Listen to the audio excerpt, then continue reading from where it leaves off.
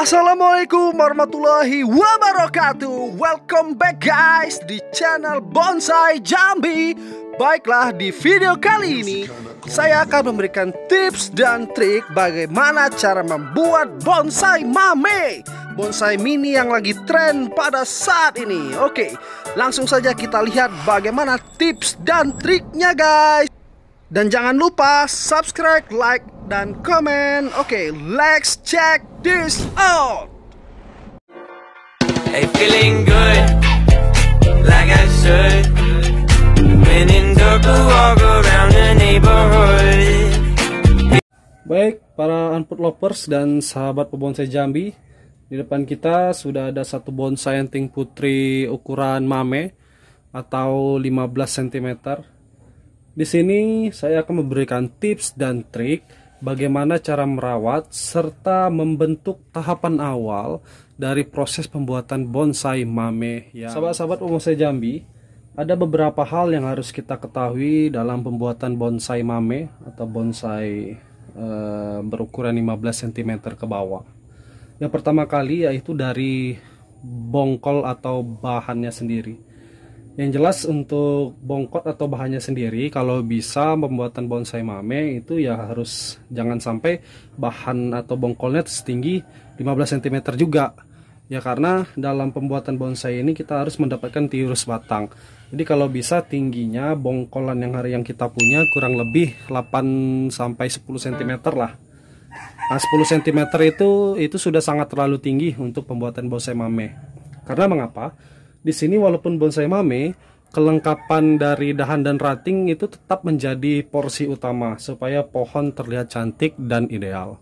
Nah, itu untuk yang pertama. Jadi kita harus mempunyai bahan terlebih dahulu kurang lebih paling tinggi 8 cm untuk membentuk pohon ini menjadi nirus. Nah, di sini pohon saya anting putri ini saya cangkok itu memang pohonnya tinggi pada awalnya, kurang lebih 30 cm. Terus saya terinspirasi dari video-video para senior pebonsai. Lalu saya papas pohon ini kurang lebih 7 cm malah, sangat rendah sekali. Dari batang utamanya segini. Nah, ini batang utama, ini semua dahan baru. Kurang lebih ini mungkin 7-8 cm. Nah, lalu proses pembentukan pertama kali yang paling menentukan yaitu gerak dasar.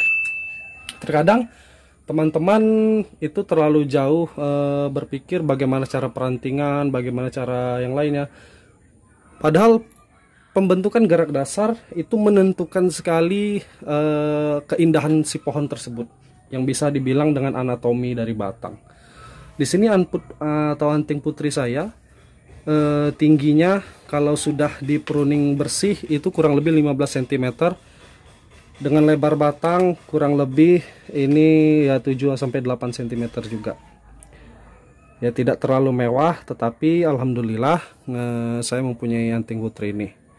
Nah, pada video kali ini saya akan mempruning dan sedikit memwiring mana-mana saja yang sudah terlalu besar, karena ini sudah saya los kurang lebih sampai 2 bulanan lebih lah. Ini saya los sudah sepanjang ini. Tetapi ada beberapa yang losan saya yang tidak saya pruning juga karena masih butuh keidealan atau bentuk batang yang pas untuk di pruning kembali. Oke, kita mulai pruning dulu ya. Proses pruning sendiri di sini karena ini masih dalam tahapan 60-70%, saya masih membentuk anak tangan atau anak dahan tadi. Kita potong yang sudah imbang. Ini ada beberapa bagian yang sudah imbang, boleh kita potong.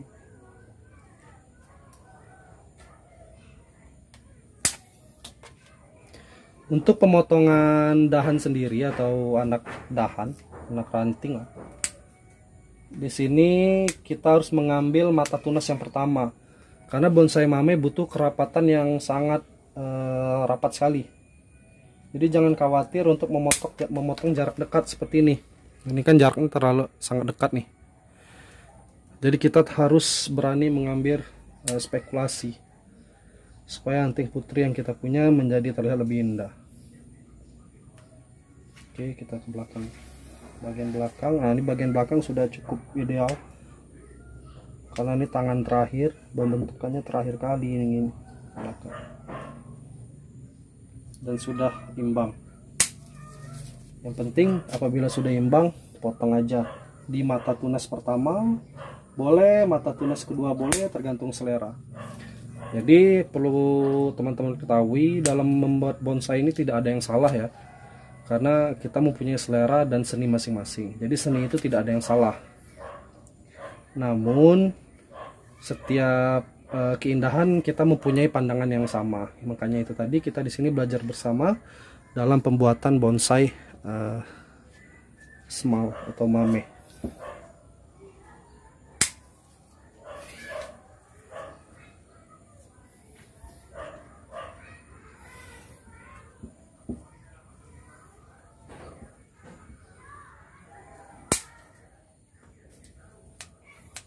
Ini saya menggunakan gunting biasa dulu karena ada beberapa bagian yang masih ada kawat dan saya potong sekaligus dengan kawatnya. Hey, feeling good, like I should. When in dark, I walk around the neighborhood. Feeling blessed, never stressed. Got that sunshine on my Sunday best. Media tanam menjadi hal yang utama juga ya teman-teman. Jadi kalau media tanamnya pas dan cocok, insya Allah proses akan menjadi lebih cepat. Mungkin teman-teman atau sahabat-sahabat sudah mempunyai media tanam sendiri, media tanam jitu-nya nggak masalah. Yang penting kita mempunyai komposisi-komposisi yang pas mengenai anting putri kita masing-masing. Di sini kalau media tanam saya hanya pasir dan kotoran sapi saja. Karena saya pas menggunakan kotoran kambing kayaknya kurang pas di media tanam saya.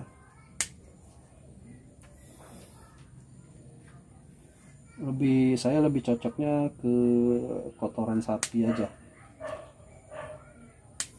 Sekalian kita pruning ya. Baik. Selesai teman-teman proses pruningnya. Azan, kita dengerin azan dulu ya. Oke, kita lanjutkan sahabat-sahabat bonsai. Nah, inilah dia bentuk perantingan dari bonsai mame setinggi 15 cm ini. Sudah cukup rapat, namun ini belum matang karena dahan-dahan dan rantingnya masih terlihat sangat muda. Di dalam penuaan batang itu yang sedikit memakan waktu yang sangat lama, bahkan sampai 10 tahun baru batang anting putri ini bisa terlihat gerontolan atau jarong dari ranting ujungnya itu bisa menggumpal, boleh dibilang jadi sangar. Nah, di sini apabila kawat dari si bonsai ini sudah tenggelam itu boleh dibuka ya. Tapi di sini nggak saya buka dulu karena masih belum tenggelam, karena masih baru sekali saya kawatin. Oke, kita di sini akan menelusuri lebih jauh mengenai perantingan dari bonsai mame supaya lebih indah. Pertama, teman-teman, dari gerak batang, di sini yang utama yaitu batang harus nirus. Nah, ini dahan.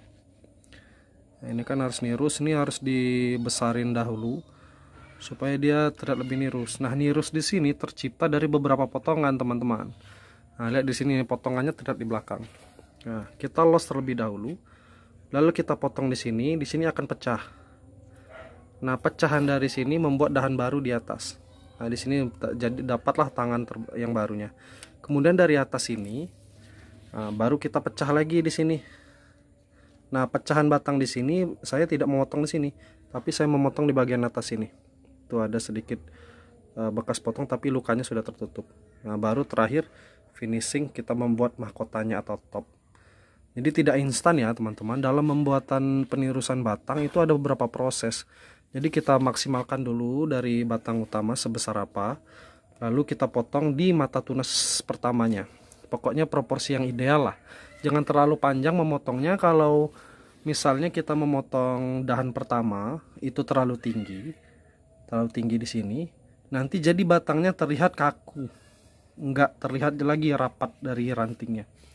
Kemudian dari dahan tangan dan kiri, kanan dan kiri, ini karena pada awal pembuatan bahan ini saya kan masih dalam proses belajar juga.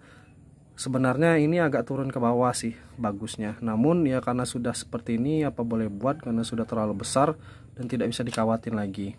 Ada baiknya misalnya teman-teman punya bahan ini, posisi yang di sini agak ke bawahin dikit supaya tidak kaku. Nah, dan di sini belum saya potong. Mengapa?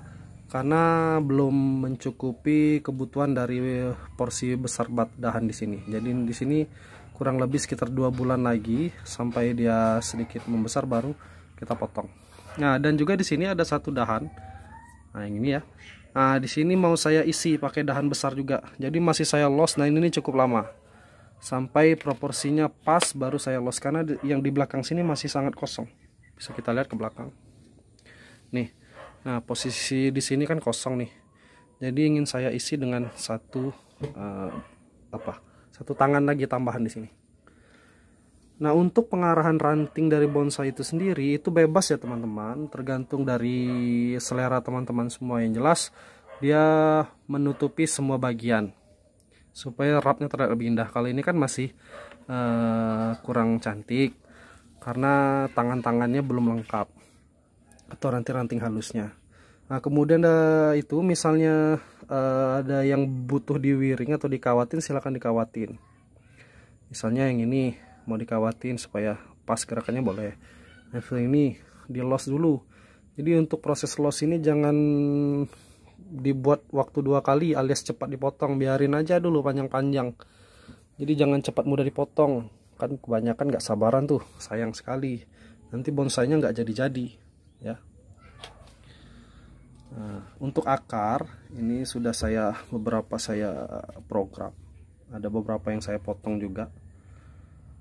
Kelebihan dari cangkokan itulah teman-teman, akarnya akan menjadi lebih full kelilingnya ya.